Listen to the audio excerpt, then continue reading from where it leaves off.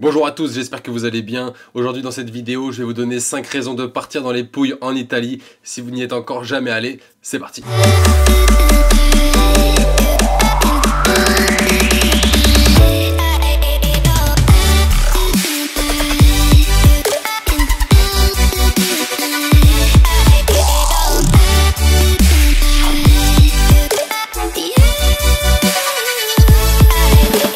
La première raison que je vais vous donner pour partir dans les Pouilles si vous n'y êtes jamais allé, et pour moi c'est la plus bonne des raisons, c'est pour aller visiter la ville d'Ostuni.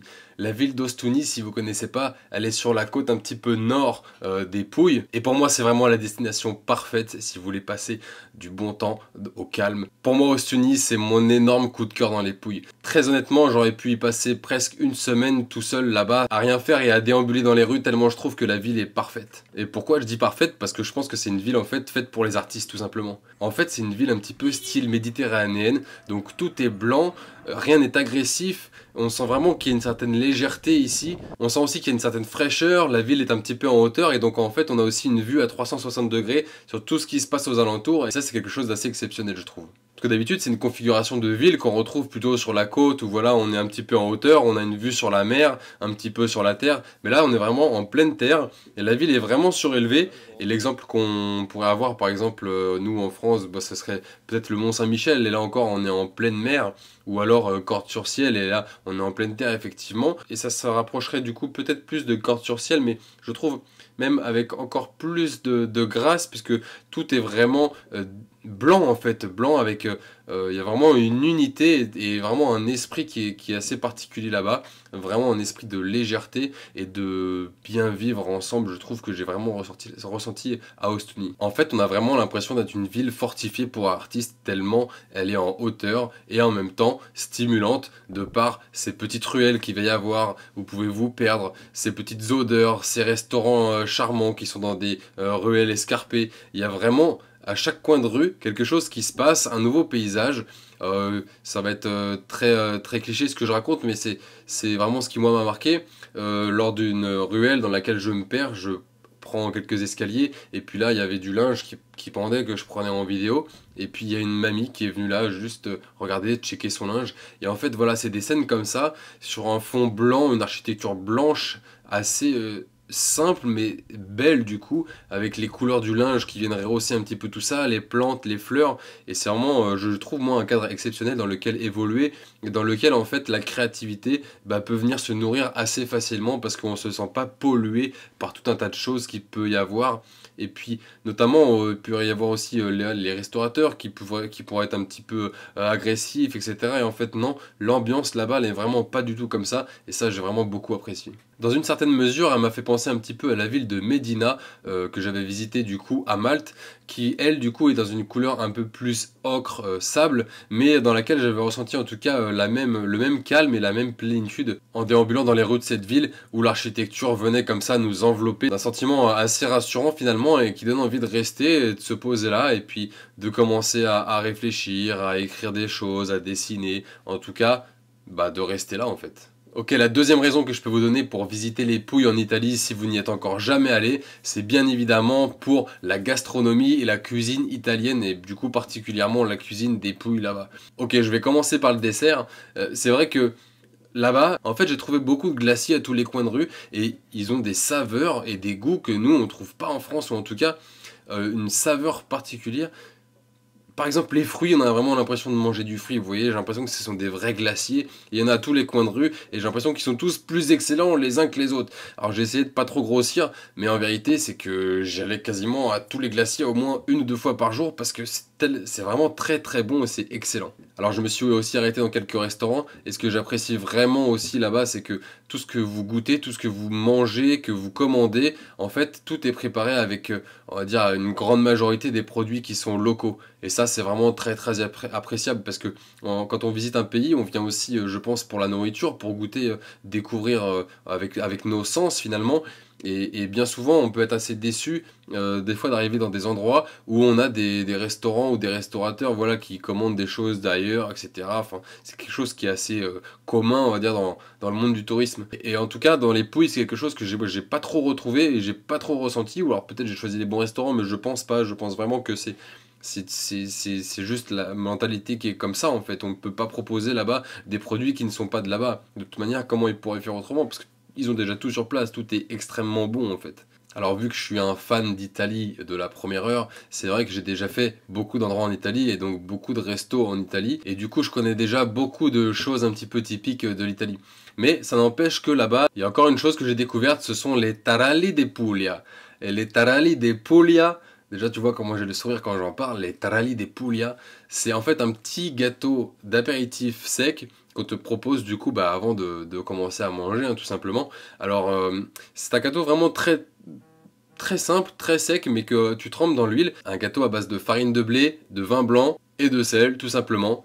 Et que tu trempes du coup dans de l'huile d'olive qui vient d'un producteur local. Et voilà, le temps que ton plat il arrive, tu goûtes ça. Et ça vient du coin. Alors, si je me souviens bien, le serveur me disait que ça venait exactement de Ostuni. Et que du coup, après, c'était devenu l'apéritif un petit peu des Pouilles. Mais ça n'empêche que j'ai encore découvert une chose, et encore une chose excellente. Et dans ce resto, après avoir mangé le repas, tout simplement, on a pris un café en terrasse avec une superbe vue sur la ville. Tout était parfait. Ok, la troisième raison que je peux vous donner pour partir dans les Pouilles en Italie, si vous n'y êtes pas encore allé, cette fois-ci ça va être une raison un petit peu spéciale, mais une raison qui m'est un petit peu propre. C'est-à-dire que moi je cherche toujours à aller découvrir de nouvelles choses, à repousser un petit peu les limites, ou en tout cas à aller voir ce qui se passe au niveau des frontières, ou voilà, des choses un petit peu comme ça, qui sont définies comme ça, et voir ces nouvelles limites, comment elles s'inscrivent en fait dans le réel, dans le monde réel, dans la géographie dans laquelle on évolue, quoi, dans le monde. Et pour cette raison, il y a un endroit dans les Pouilles, si vous sautez à droite, vous êtes dans la Méditerranée, et si vous sautez à gauche, vous êtes dans l'Adriatique. Alors vous allez me dire oui mais quoi, c'est depuis un rocher, c'est bizarre ton truc, c'est quoi ce délire, etc. Donc bon, je vous avoue, j'ai un petit peu grossi le trait, mais l'idée est quand même là. En fait, si vous descendez à l'extrême sud des Pouilles, vous arriverez à Santa Maria de Leuca, et là, à partir de cet endroit, vous pouvez prendre un petit bateau pour découvrir la côte depuis le large. Et à ce moment-là, si vous partez à droite, vous êtes en Méditerranée, et si vous partez à gauche, vous êtes en Adriatique. Et moi, je trouve ça juste fantastique en fait de se dire qu'on est là, tout simplement dans la nature, et de se dire qu'on est à l'endroit exact où l'homme a décidé que à partir de cette ligne c'était la Méditerranée et à partir de cette ligne c'était l'Adriatique.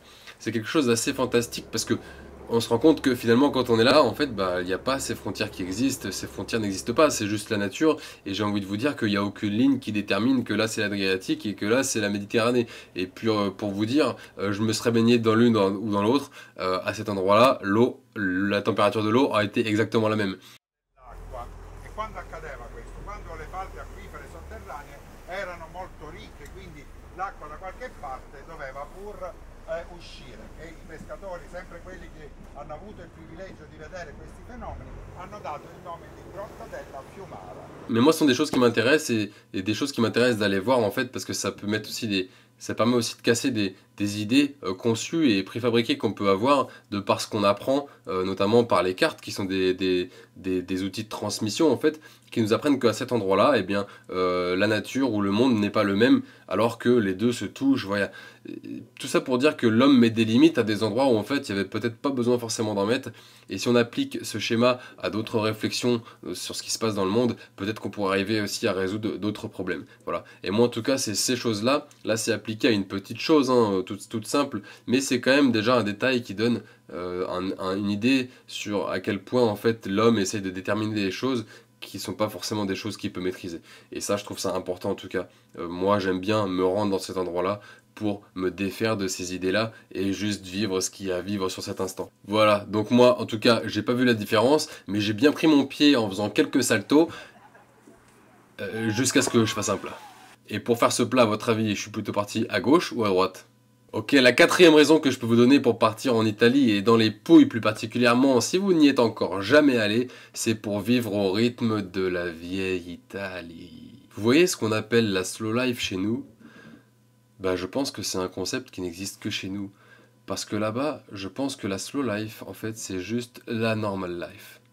Alors je sais pas exactement quelle image choisir pour vous partager un petit peu ce message-là et vous faire ressentir ce que j'ai ressenti par rapport à ça, parce que c'est vraiment quelque chose qui se ressent et qui se vit dans le quotidien. Mais en tout cas, on sent vraiment qu'ici, on vit vraiment à un autre rythme, en tout cas peut-être aussi avec moins de moyens, peut-être avec moins d'argent, mais Est-ce que moins heureux pour autant? Ça, j'en suis pas si sûr. En tout cas, pour moi, dans les Pouilles, il y a tout ce qu'il faut si on veut vivre heureux et tranquille. Alors bien sûr, faut pas avoir d'exigences particulières en termes de carrière, faut pas avoir envie de planifier une carrière sur 10 ans, mais si vous cherchez un endroit tranquille, paisible, où vivre en tout cas en connexion avec la nature, et puis dans la créativité, je pense vraiment que les Pouilles, ça peut être une bonne option. Ok, la cinquième et dernière raison que je peux vous donner pour partir dans les Pouilles en Italie, si vous n'y êtes encore jamais allé, et pour moi c'est l'une des raisons majeures en fait, hein, c'est en fait pour sentir le poids de l'histoire.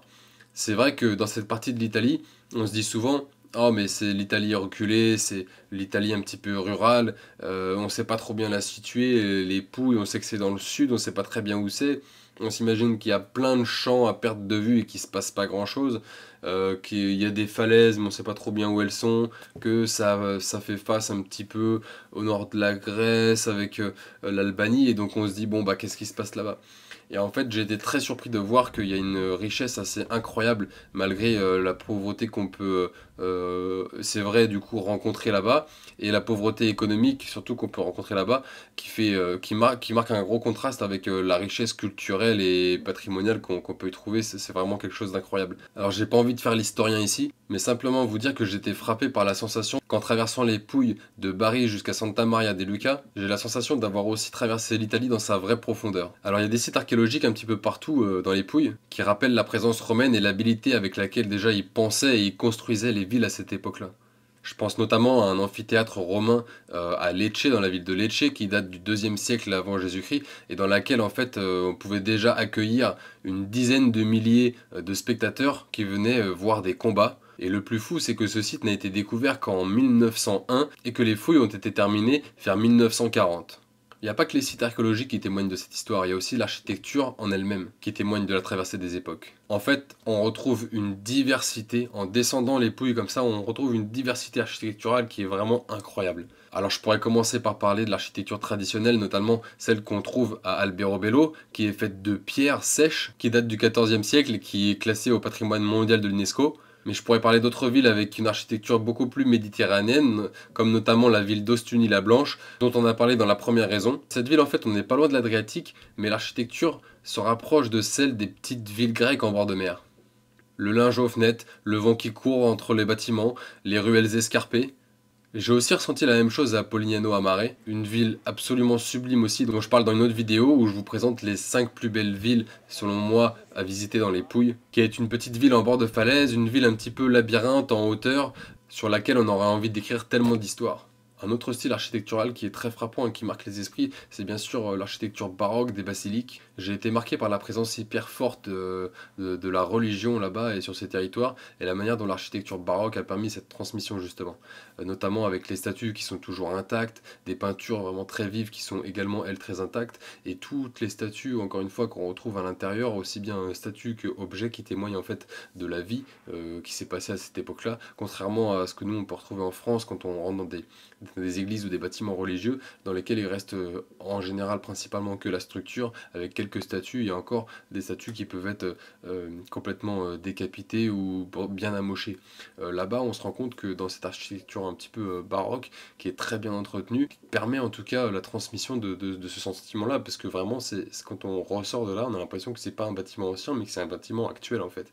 Et de là aussi, les extérieurs sont très très bien entretenus, à tel point que je vais peut-être un petit peu abuser sur ce point-là, mais on dirait presque que c'est neuf. Et pour finir, on trouve également, et là c'est quelque chose de vraiment très surprenant pour moi, quelque chose qui m'a vraiment marqué, des monuments à la gloire ou des symboles à la gloire d'un régime un petit peu autoritaire. L'endroit qui m'a le plus marqué à ce sujet, c'est la ville de Brindisi, ville dans laquelle on retrouve des colonnes très très anciennes de l'Empire romain, qui ouvrait une des voies principales jusqu'à Rome, et à quelques rues en même temps on trouve des symboles sur un monument de régime fasciste qui occupait l'Italie pendant de nombreuses années. Regardez, cette fontaine-là, elle a été construite sous Mussolini pour marquer justement la majestuosité de cet empire-là, régime sous lequel on a rajouté des symboles du régime, comme l'Aigle par exemple. En fait, je trouve ça juste incroyable de pouvoir avoir sur un même monument, en fait pour moi c'est ça qui représente aussi la diversité architecturale et qu'on peut trouver dans les Pouilles comparé à ce qui peut s'y passer économiquement, c'est qu'il y a vraiment une histoire de dingue